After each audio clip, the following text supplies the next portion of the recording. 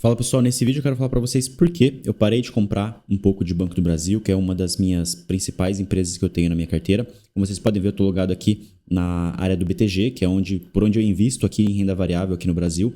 Então, eu quero mostrar para vocês por que basicamente eu fiz as minhas pausas nas compras, tá? Eu vou explicar basicamente isso por conta de dois cenários. Em relação ao preço teto que eu tenho do Banco do Brasil e também em relação a um filtro que eu faço para saber se eu acho interessante ou não fazer um investimento naquele ticker, naquela empresa. Vou mostrar para vocês como eu faço esse filtro. Ele é um filtro feito aqui no gráfico de cotações de cada empresa. E daí eu vou mostrar para vocês como eu faço esse filtro de se está num momento interessante de comprar ou não. Para vocês verem aqui, eu tenho em renda variável, eu tenho em fundos imobiliários, ações, e a minha posição aqui no Banco do Brasil é de 400, tá? Eu tenho 400 ações do Banco do Brasil, ou seja, praticamente 4 lotes do Banco do Brasil. Meu preço médio está em 35,09, tem um valor investido aí de R$14 mil no Banco do Brasil. Se eu não me engano, é uma das minhas maiores posições aqui no Brasil, tá? Minha posição atual, na verdade, é de 19 mil. Tô vendo aqui que o valor investido foi de 14 mil, tá? Portanto, eu quero mostrar para vocês por que eu pausei as minhas compras aqui no Banco do Brasil. Primeiro ponto que eu quero mostrar para vocês é em relação ao dividendo, né, esperado que eu tenho para o Banco do Brasil e o meu cálculo também de preço teto do Banco do Brasil. Aqui nessa tabela eu coloquei basicamente qual seria o lucro por ação estimado, né, de cada ano para o Banco do Brasil, 2023, 2024 e 2025. 2023 é o nosso ano corrente. E daí a gente tem aqui que o lucro esperado pelo mercado do Banco do Brasil é de R$ 12,30, em 2024 de R$ 12,56 e em 2025 de R$ 12,85.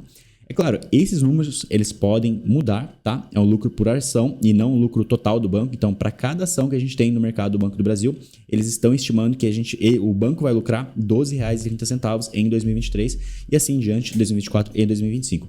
A gente sabe que o payout do Banco do Brasil, que é o valor do lucro que vem de dividendos para a gente, para os acionistas, é de 40%. Então, os dividendos esperados que eu espero, por exemplo, receber do Banco do Brasil em 2023, no total, são de R$ 4,92. Só que aqui em 2023, o Banco do Brasil já pagou R$ 3,41. Ou seja, ele tem mais R$ 1,51 para ser pagos. E todos esses dividendos que a gente está calculando aqui, que a gente receberia em 2023, né, do exercício de 2023, daria um dividend yield de 10,35%, ou seja, é um dividend yield muito bom. E o que dá um preço teto para mim, que eu estou projetando esse preço teto com um dividend yield de 10%, pelo menos, de R$ 49,20. A gente pode ver que mesmo o lucro aumentando um pouquinho em 2024 e 2025, o preço teto ele altera um pouco, de 50 para R$ 51. É claro, esse lucro por ação estimado ele pode mudar bastante. Pode ser que ele não seja 12,56, pode ser que nesse caso aqui ele seja 13 e aqui nesse outro caso seja, por exemplo, 14, tá? Então pode ser que ele mude bastante. E daí o preço teto vai acabar mudando também, tá? Só vou voltar aqui para a gente ter esses valores. Então, basicamente, esse é o preço teto que eu calculo para o Banco do Brasil relacionado aos seus resultados. A gente pode analisar em outro vídeo quais são os resultados do Banco do Brasil, os últimos resultados mais interessantes, mas aqui eu só quero falar do preço teto em si, como eu cheguei no valor do preço teto. E daí o que eu faço? Aqui no gráfico do Banco do Brasil, eu basicamente faço o seguinte, como a gente calculou aquele preço teto que dá mais ou menos 49, então eu acabo colocando aqui um preço teto, essa linha laranja, de 49 também, que eu acho que fica interessante para ficar visual no gráfico, para eu saber quanto que está a cotação agora e quanto também está o meu preço teto, qual que é a distância. A gente pode ver que está muito próximo, né? A cotação atual está de 47,55 e o preço teto que eu coloquei ali, dependendo dos resultados aqui a gente tem em 2023, de 49,05. Ou seja, está um valor atual muito próximo ao meu preço teto. Então eu não vejo uma grande margem de segurança em relação ao preço teto que eu calculei. Mas também, além disso, eu faço outras análises aqui no gráfico para eu saber se está num momento bom de compra ou não. Para quem entende um pouco mais de indicadores, por exemplo, eu coloquei aqui embaixo um indicador chamado RSI, que é a força relativa, né, do ativo, para a gente saber se o ativo ele está sobrecomprado ou sobrevendido. O que isso significa? Quando o ativo, essa linha azul, ela está aqui para cima, significa que o ativo ele já está muito comprado, que a força de compra ela já não está tão forte assim. Então, o que significa? Significa basicamente que caso eu compre nesses patamares aqui, onde esse indicador está acima dessa faixa cinzenta, significa que a chance maior é que ele não continue subindo, mas sim que ele vai cair. Mas isso não é uma regra, tá? Pode ser que ele passe daqui e continue subindo ainda assim, mesmo depois de ter passado. Mas o que eu levo de filtro através desse indicador é que, caso ele passe acima dessa faixa cinzenta, eu já acho que não é um bom ponto de entrada. Eu já acho que ele é um filtro basicamente dizendo para mim, ó, esse daqui não é um dos melhores momentos de compra. E como eu faço para descobrir um bom momento de compra?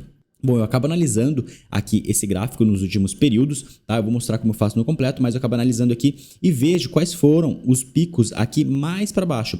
E a gente pode ver que aqui, por exemplo, no último ano, os menores, né? O menor indicador RSI do Banco do Brasil foi basicamente ali em junho de 2022 e também em dezembro e novembro de 2022. Então aqui foram ótimos momentos de entrada, por exemplo. São filtros interessantes para se fazer. Então, pessoal, caso esse valor desse indicador chegue a cair, por exemplo, até aqui, até a metade dessa faixa cinzenta, já é um momento que eu vou achar interessante de entrada, tá? Porque eu vou verificar que vai ser um momento interessante de entrada. Então, o que eu acabo fazendo? Nesses momentos aqui, ó, que a gente tem que os valores eles estão interessantes em relação à força compradora e força vendedora, por exemplo, aqui a gente tem uma força vendedora perdendo a força dela, então está interessante para a gente fazer a compra.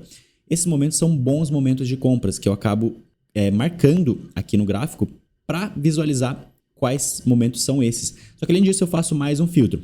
Por exemplo, quando a gente tem aqui esses momentos de compra, eu quero verificar se de fato eles são momentos de compra bons. Então eu tenho outro indicador que eu coloco aqui que são as bandas de Bollinger, só que eu não faço a entrada, por exemplo, através das bandas de Bollinger. Eu faço basicamente um filtro. Caso essa linha verde, que eu considero como se fosse um suporte aqui para mim, esteja próximo do preço que eu quero entrar, é mais um indicador positivo de que eu estou fazendo uma boa entrada, né? Então, caso esse indicador verde, que eu considero como se fosse um suporte, ele esteja próximo aqui dessa linha de entrada, eu considero que é um valor, eu considero que é um bom momento aqui de fazer compras no Banco do Brasil. Como vocês podem ver, essas bandas de Bollinger, elas tendem a delimitar qual vai ser o crescimento, por onde vai variar o preço desse ativo, tá? Então ele subiu aqui bastante, aqui eu já não achava que seria um bom momento de compra, porque a possibilidade dele cair, né, de eu ter uma perca, caso venha acontecer, ela é grande e o meu ganho ele é um pouco mais difícil. Então, pessoal, por isso eu acabo fazendo esses filtros, mas isso daqui não me impede de comprar. Eu já fiz compras, por exemplo, aqui a 40, 45, eu já fiz compras porque mesmo com o gráfico não dando uma entrada interessante, eu considero que os resultados do banco eles são interessantes para quem quer manter o banco aí ao longo prazo. Mas é claro, se estiver no momento de compra, onde eu tenho que comprar Banco do Brasil pelo meu rebalanceamento e estiver num ponto como esse, eu acabo fazendo um aporte maior do que eu estava previsto, porque aqui eu estou tendo um sinal positivo para fazer a compra e também em relação aos resultados eu estou tendo um sinal positivo. Bom, pessoal, por esse vídeo é basicamente isso. Eu quis mostrar para vocês porque eu dei uma pausada na compra do Banco do Brasil. Eu acho que o preço teto que eu tenho ele já está próximo da cotação atual e também em relação ao ponto de entrada que eu faço o filtro ali no gráfico, eu dou uma olhada de como está a força compradora e vendedora desse ativo. Se vocês quiserem ver o mesmo estudo para outros ativos, é só comentar aqui nesse vídeo falando qual ativo você gostaria de ver, falando o que você gostaria de ver nesse canal, tá? Bom, espero que você tenha gostado desse vídeo e até mais.